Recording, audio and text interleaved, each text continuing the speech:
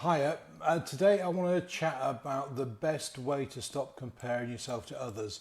But before we get on to that, I want to sort of go through why it's so important not to compare yourself to others.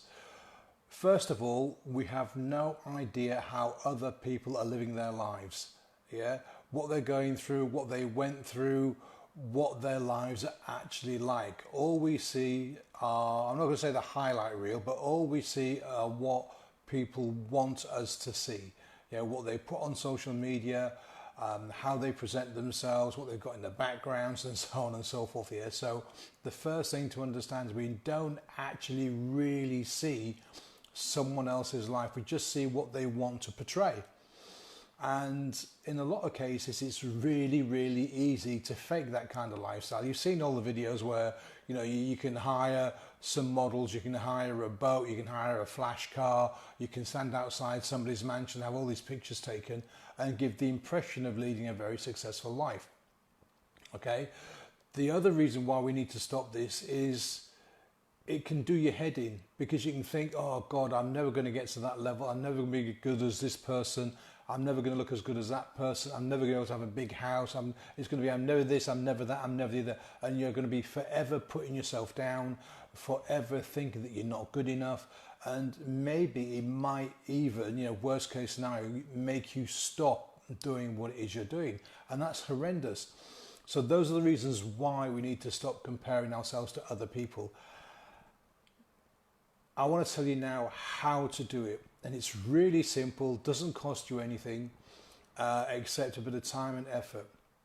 And the thing you need to do to stop comparing yourself to other people right now is to focus on yourself, on the efforts that you're putting in, and do the absolute best you can in whatever field you're in. So let's use me as an example. I was terrible at comparing myself to other people when I first got qualified as a hypnotherapist, a hypnotist.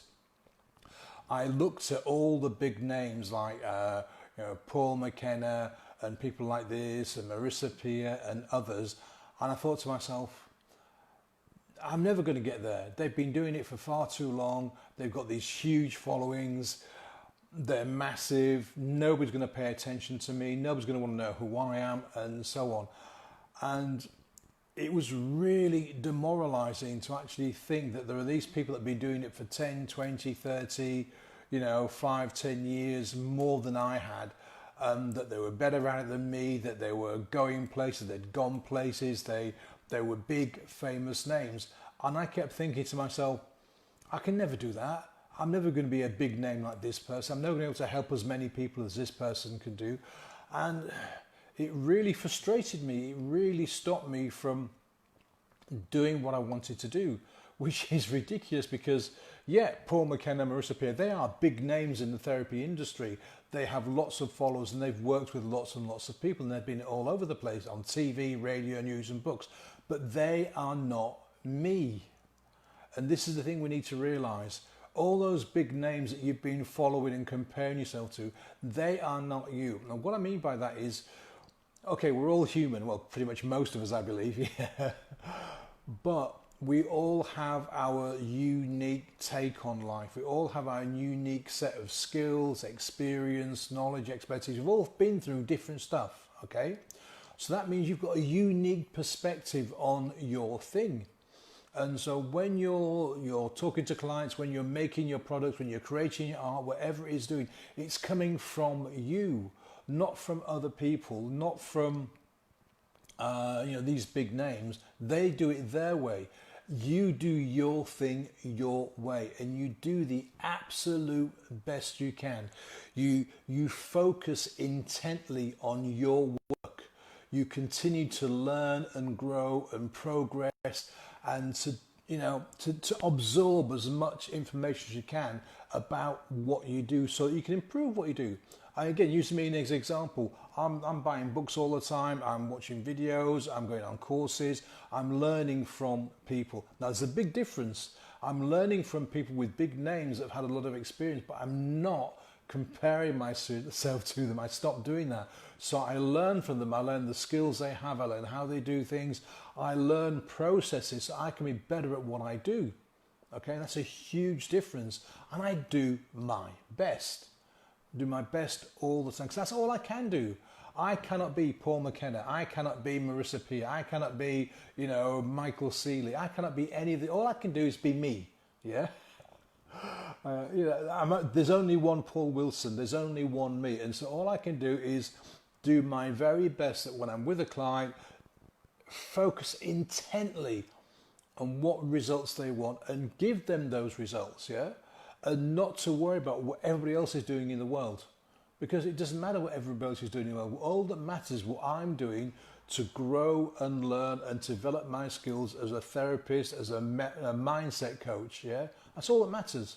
Yeah, it really, really is the only thing that matters is you doing the best that you can do, and to have this continual personal development, this continual growth, so that you're taking on board more, you're developing your expertise, you're growing as an artist, as a business person, whatever it is you do. That's the only thing that will stop you comparing yourself. The strong internal focus on yourself, on your skills, hone your skills. Okay, if you go back 500-600 years and say you were a blacksmith and you were making weapons and horseshoes and pots and pans, you didn't spend all your time wandering around village to village to see what other blacksmiths do. No, you spent your day at the forge working and learning on how to make your stuff better. Same as bakers. A baker didn't wander around village to village checking out what other bakers were doing. He or she would be getting their nose into the oven and baking the best bread they could every single time, because that was how you developed a reputation. That was how you made sure you sold all of your products every single day, because you worked hard, you learned and you improved as you went on. Yes, you may have spent 5 or 10 years as an apprentice first and you learned from someone else, but once you'd left that apprenticeship, you did your own thing and you pushed forward and you worked hard and you continued to learn. And that's what you and I need to do. We need to focus intently on our work, on what we do, and keep learning and improving and putting 100% effort into whenever we are with a client, whenever we are standing in front of a blank canvas, whenever we are about to put a deal on a piece of property. We focus intently on that and forget what this person's doing, what that person's doing, because it is irrelevant to you as an individual. Because you can get sucked in very easily into this continual process of, I've got to check out what this person's doing, because if they're buying this property, then maybe I'm going to go and buy one of those properties. No. You have to do what's good for you, not what this person's doing. Okay, they may give you some ideas on what you can do yourself. The important thing is, though, it's got to be good for you. In your business, it has to match with your values, your beliefs, your integrity, the way you do things. Because if you try and sort of do something a different way that isn't your style, guess what? It's going to be very apparent that it isn't your style, it isn't your way of doing things, because you've copied it from another person. And it's like buying a dress or a suit that's 2 sizes too big. It looks silly on you. It just, it doesn't hang off the shoulders properly. It doesn't fit your waist properly. This is the same thing. Don't take on other people's personas, because it just won't fit. You're you. That's who you are. Be proud of that. Be happy with that. And if you're not happy with that, then figure out what you don't like and start making adjustments. Start changing things. If you're not happy that you're not making enough money, then maybe you've got to start making more phone calls. Maybe you've got to start making more art. Maybe you've got to go and do more viewings. Maybe you've got to make more offers. Maybe you've got to connect more with people. Maybe you've got to go to more networking meetings. Whatever it is you need to do, you have to do more of it. If you're not happy with where you are, sit down, take an inventory, take stock of your situation, figure out what you're not happy with, and then do what you need to do to make those improvements, because nobody else is going to make them for you. Nobody else is going to go, Paul, I didn't like the way you did that video yesterday because it just suddenly went dark and that's not very professional. Right, okay, thanks. No, they're not going to do that, All you can do is your best of how you do something, okay? Learn, absorb and adapt. but don't try and be. I'm never going to be like Paul McKenna. I'm never going to be like Marissa Peer. I'm never going to be like Michael Seeley. I'm never going to be like any of those big name therapists or healers or mindset coaches. Yeah, all I can do is me. All I can do is Paul Wilson. But I can be, the best version sounds hopelessly trite, and I'm not going to say that. All I can do is my best and keep learning and growing. And that's what you need to do too. Whatever your business you're in, if you're an employee and you didn't get that last promotion, ask yourself why. What's missing from your performance that made you lose out on that last promotion?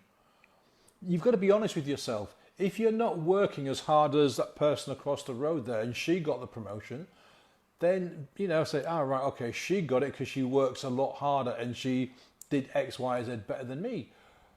Then what you need to do is look at where your gaps are so that when the next promotion comes up, you can go for it. Or you find another job. We have to stop kidding ourselves, in both directions.